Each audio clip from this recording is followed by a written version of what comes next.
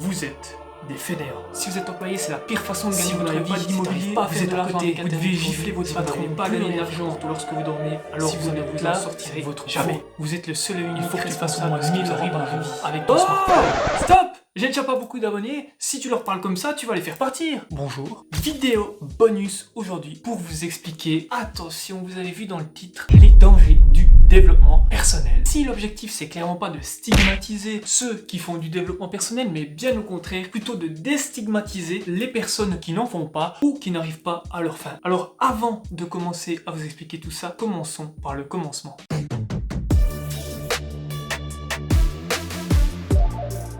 Alors, le développement personnel, qu'est-ce que c'est, Jamy? Le développement personnel est un ensemble hétéroclite de pratiques appartenant à divers courants de pensée qui ont pour objectif l'amélioration de la connaissance de soi, la valorisation des talents et potentiels, l'amélioration de la qualité de vie, la réalisation de ses aspirations et de ses rêves. C'est donc plus globalement améliorer vos compétences et votre capacité à gérer certaines situations que la vie va vous présenter. À ce stade de la vidéo, je pense qu'il est bien de préciser qu'il n'y a pas deux, mais bien trois façons de réagir aux situations dans la vie. Trois états d'esprit, si on veut bien. Et de vous raconter une histoire simple et similaire pour chacun de ces états d'esprit. Mon premier, c'est le positif ou le winner selon eux. Je vous présente Tommy. Tommy, il a 25 ans et un jour, quelqu'un vient vers lui, un de ses potes, et lui demande: hey mec, tu veux pas gravir le Mont Blanc avec moi? Lui, c'est pas difficile. Il a déjà vu des reportages sur ses plateformes de streaming préférées. Il est convaincu qu'avec sa positivité à toute épreuve, il pourra faire n'importe quoi. Il croit à la loi de l'attraction dure comme fer et il est convaincu que s'il visualise le sommet assez fort, il y arrivera sans problème.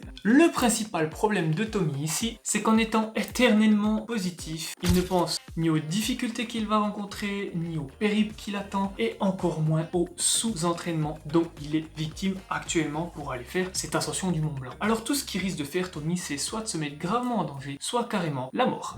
Passons directement au négatif, qui selon eux est un petit peu le loser de l'histoire. Alors je vous présente Antonio, 45 ans, et la même chose, un ami vient lui proposer de gravir le Mont Blanc avec lui. Le quoi, rétorque-t-il? Pour lui, impossible, il ne voit même pas comment aller à pied chercher une baguette au bout de la rue. Alors lui demander de gravir une montagne, il a vu les mêmes reportages que Tommy, mais pour lui, ça y semble carrément impossible. Il a vu qu'on pouvait mourir là-haut, il a vu qu'on pouvait se blesser gravement pendant l'ascension. Il pense que ça pourrait carrément lui arriver, et le simple fait de penser à ça le fait presque rentrer dans une espèce de crise d'angoisse. Pour lui, le problème majeur, c'est certainement que dans sa vie, à chaque petit changement, il en fait toute une montagne justement. Il est paralysé par chaque nouveauté que la vie lui apporte parce qu'il a beau rester enfermé au fond de son appart la plupart du temps, la vie, elle, n'a pas décidé de le laisser tranquille aussi facilement. Cette montagne, il sait qu'il ne peut pas la gravir et c'est tout. Puis vient mon favori, l'outsider. Vous savez ce que c'est qu'un outsider? C'est celui que l'on ne voit pas venir.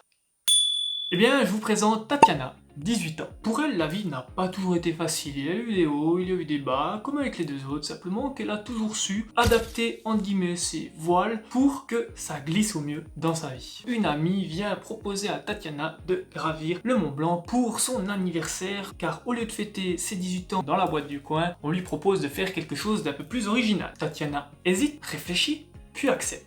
Mais à certaines conditions. Elle veut pouvoir s'entraîner en basse et moyenne altitude, elle veut être encadrée par une professionnelle qui sera son amie dans notre cas, et elle veut avoir des bases en alpinisme. Elle veut également apprendre à faire un rappel au cas où il faudrait aider ou secourir quelqu'un. Elle pense donc que c'est totalement possible et en accord avec son ami, discute de la date qui sera dans environ 6 mois pour pouvoir aller gravir ce Mont Blanc. Après, il sera trop tard parce qu'il y aura l'hiver qui arrivera et ce sera beaucoup trop dangereux pour ses capacités. J'ai clairement grossi le trait, mais est-ce que vous vous reconnaissez dans une de ces trois personnalités? Rassurez-vous, peu importe la personne que vous êtes, c'est déjà génial du moment que cette situation vous convient dans votre vie. Et je dis bien vous convient. Et si vous vous rendez compte que les situations dans votre vie actuellement et ce qui se passe dans votre vie actuellement ne vous plaît pas, alors là, il y a quelque chose à changer. Je précise, ce changement doit venir de vous et personne, autant que vous l'aimiez, que ce soit famille, amis, petit copain, mari, marielle, Marie, Que ce soit mari, femme, ami, copain, copine ou famille, c'est à vous et uniquement à vous de décider si cette situation mérite d'être changée par vous. Vous connaissez certainement cette célèbre citation d'Albert Einstein qui dit « La folie, c'est de faire toujours la même chose et de s'attendre à un résultat différent. » Après, n'abusez pas, ne me faites pas dire ce que j'ai pas dit. Si vous êtes complètement isolé dans votre vie, il faut peut-être un petit peu vous poser des questions. D'ailleurs, un célèbre rappeur a dit un jour « Si tu es seul avec tes problèmes, c'est que souvent, le problème c'est toi. » Merci monsieur Aurel. J'aurais pu vous faire un titre du genre « J'ai lu X nombre de livres et voilà ce que j'ai appris » avec une pile de livres de chaque côté des oreilles. Mais c'est pas du tout ça que je veux vous amener aujourd'hui. Mais ce n'est de loin pas qu'avec les livres que l'on va faire du développement personnel et que l'on va développer son mindset. J'irai même plus loin en citant Mark Manson. Vous savez, c'est ce gars qui a vendu le livre de développement personnel le plus vendu au XXIe siècle qui s'appelle L'art subtil de s'en foutre. Le premier bon livre de développement personnel est incroyable. Il change la vie et vous donne le courage pour faire X, Y ou même Z, blablabla. Votre vie va changer pour toujours.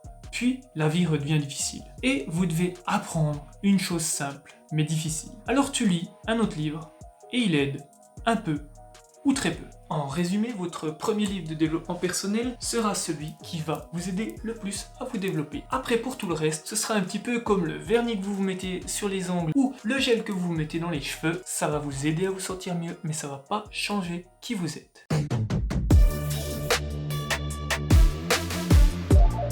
Alors qu'on soit très franc ici, il n'y a pas d'études qui démontrent à l'heure actuelle en anglais ou en français les méfaits du développement personnel. Il y a bien des dizaines et des dizaines de blogs, de vidéos YouTube, de posts LinkedIn qui en parlent, mais rien de scientifique, et ça pour deux raisons principales. La première est qu'il est incroyablement difficile de dissocier le bien et le mal que fait le développement personnel aux gens, puisque beaucoup de gens l'utilisent carrément à bon escient. Et la deuxième, c'est que la science et l'économie n'ont actuellement aucun intérêt à mener une étude dans ce sens. Mais Skydias alors, sur quoi tu vas t'appuyer? En fin de compte, sans article scientifique, il est assez simple de vous montrer le changement opéré sur une personne avec le développement personnel quand une de ces personnes, c'est vous. Pour ma part, ça n'a pas été trop hardcore, ça m'a pris une année où j'ai un petit peu été isolé de tout le monde. Je suis allé jusqu'à avoir 5 coachs de développement personnel, et ouais, rien que ça, les habituels livres, les habituelles vidéos de développement personnel et tout le barda, jusqu'à ce que enfin tout s'assemble dans ma petite tête et me permette d'atteindre un nouveau palier dans ma vie. Ah oui, disons-le franchement, la famille et les amis, ça peut être un formidable accélérateur, comme ça peut être un formidable boulet si vous ne savez pas gérer la relation avec eux et poser vos propres limites.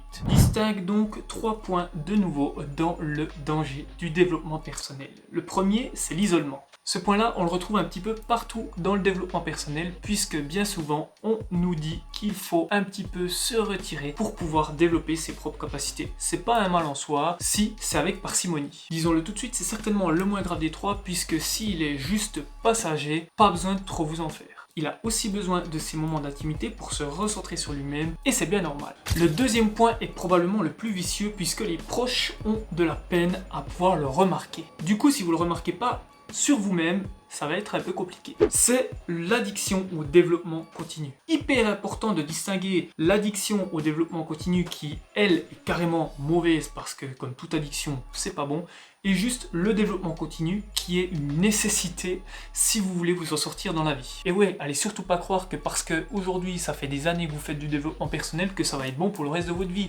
Non, c'est des marches qu'il faut gravir et chaque année, voire chaque mois, voire moins, vous aurez la vie qui vous mettra des nouvelles marches à gravir. Je vais donc vous donner un petit exemple d'un mec que je connais. Ce mec, c'est THE mec le plus motivé que je connaisse. Mais malheureusement, vous savez comme moi que la motivation en dev perso, ça ne suffit pas. Il a découvert ça il y a une année en arrière et je pense qu'en une année, il en a fait plus que moi en 10 ans. Webinaire, séminaire, il a lu tous les livres possibles et imaginables sur le sujet et évidemment, les vidéos YouTube. D'ailleurs, je pourrais proposer de lancer sa propre formation dans ce domaine avec tout ce qu'il a appris. En parallèle, il a un gros problème, qu'il s'enferme qu'avec ses trucs de développement personnel et il se prive complètement de sa vie. Pas de voyage, pas de sortie, rien du tout pour prendre un peu de plaisir. C'est bien de vous isoler un petit peu parce que vous avez des objectifs et tout ça, mais ne devenez pas extrême. Et le pire dans tout ça, c'est qu'il n'arrive rien à trouver pour faire décoller ses finances et sa vie comme il l'aimerait et ça le rend extrêmement triste. Alors, heureusement pour lui, aujourd'hui, il a décroché et il a trouvé un poste dans l'entreprise de sa famille. Il pratique toujours le développement personnel, évidemment, mais cette fois-ci avec parcimonie et bienveillance envers lui-même. Parlons maintenant du troisième point qui est probablement celui qui est le plus dangereux dans le développement personnel abusif, qui est celui de la dévalorisation et qui bien souvent est l'étape après le deuxième point. Vous commencez tellement à bien connaître le développement personnel que vous êtes fixé des objectifs, des routines et des habitudes. Le tout collé dans un agenda, collé, serré. Well, c'est super. Et maintenant ?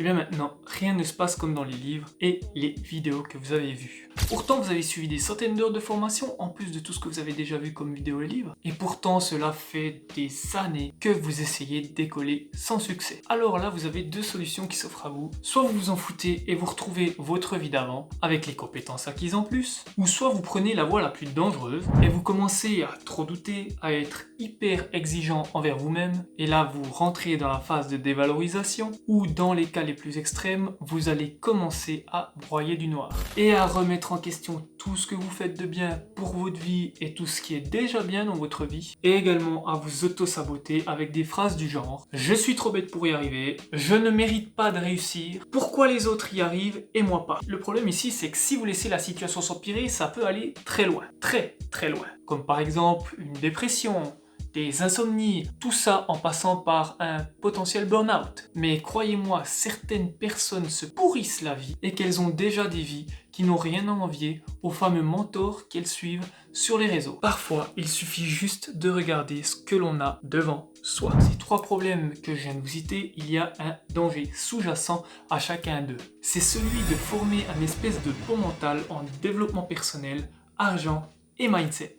Je m'explique. La capacité à générer de l'argent est une compétence. Le développement personnel, c'est un ensemble de compétences. Le mindset ou l'état d'esprit, lui, est un ensemble de croyances, d'attitudes ou de perspectives qui influencent la façon de voir les choses d'une personne et la façon dont elle réagit à certaines situations. Donc c'est déjà trois choses totalement différentes, même si elles peuvent s'entremêler. Vous pouvez donc avoir un très bon mindset mais peu d'argent, beaucoup d'argent mais un mindset pas ouf, je visais personne ici, certains fils de ou alors un niveau de développement personnel hors du commun mais aucune capacité à générer de l'argent. J'ai également vu des gens qui connaissaient du développement personnel autant de choses qu'un enfant de 9 ans qui jouait à Candy Crush toute la journée et qui ont réussi à faire plus d'1 million en une année. Bref, je vais pas tous vous les faire, vous avez compris. Alors à ce stade de la vidéo, certains d'entre vous doivent avoir leurs petits doigts prêts à dégainer leur clavier en me lâchant leurs commentaires le plus cinglant et assassin en me disant que le développement personnel c'est la vie et que de toute façon j'ai rien compris et que sans ça vous n'auriez jamais réussi à être qui vous êtes aujourd'hui.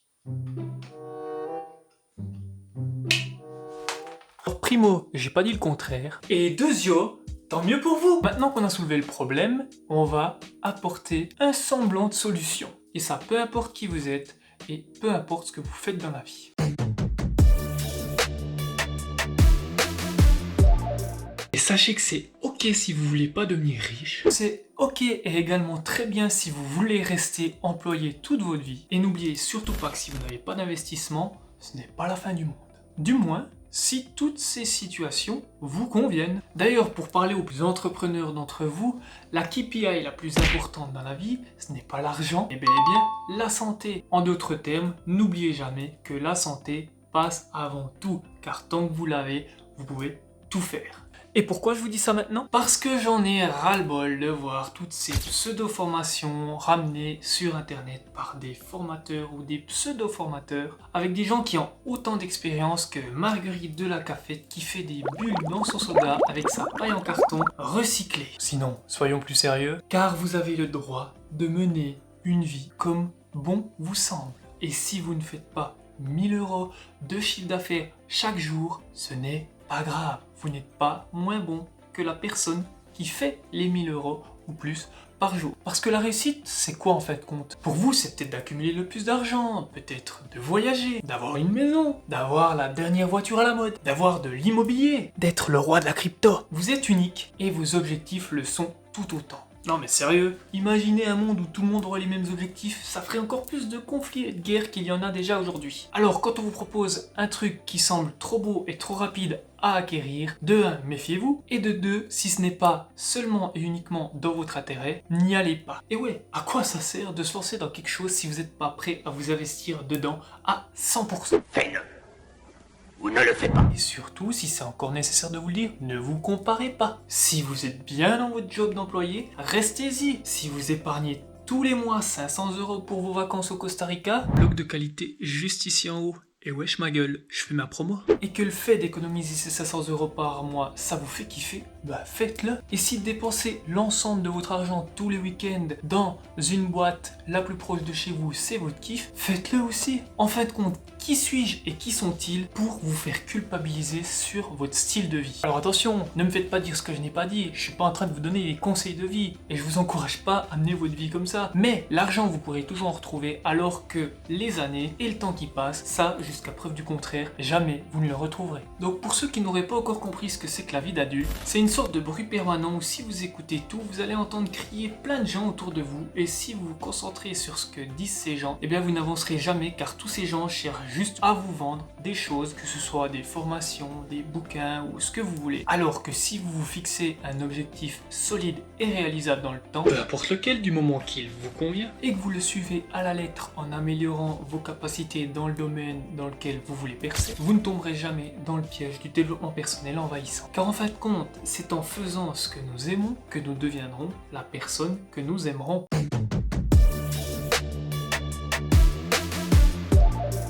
Si vous n'avez pas peur d'avoir mal aux yeux, vous pouvez aller voir une de mes premières vidéos où je vous montrais 4 ou 5 livres faciles à lire et abordables pour tous. Je vous remercie d'avoir regardé cette vidéo jusqu'à la fin. Et puis non, je ne vais pas finir cette vidéo en essayant de vous vendre quelque chose ou en essayant de glaner certains de vos emails. Un simple like ou un abonnement me fera très plaisir et m'aidera sincèrement dans la production de mes vidéos ainsi que dans le fait de pouvoir vous produire 2 vidéos par mois et pas seulement une comme actuellement. Chose qui me tient à cœur et que je veux de plus en plus réaliser. Quant aux commentaires, n'hésitez pas à me dire ce que vous avez pensé de cette vidéo et si ça vaut le coup que je fasse encore d'autres vidéos de ce type là. Pour moi c'est ciao, ciao, ciao.